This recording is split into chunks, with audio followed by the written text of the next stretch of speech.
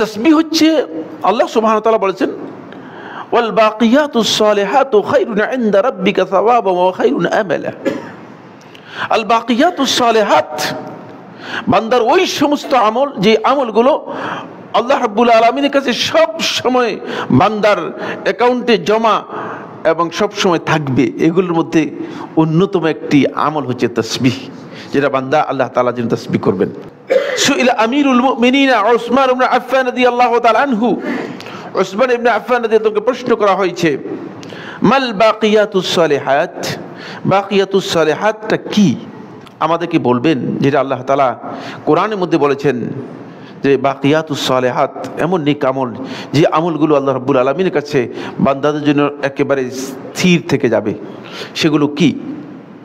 তখন ওসমান রাদিয়াল্লাহু তাআলা ফাকালা হিয়া লা ইলাহা ইল্লাল্লাহ সুবহানাল্লাহি ওয়া বিহামদিহি আল্লাহু আকবার ওয়াল হামদুলিল্লাহ ওয়ালা হাওলা ওয়ালা কুওয়াতা ইল্লা বিল্লাহ।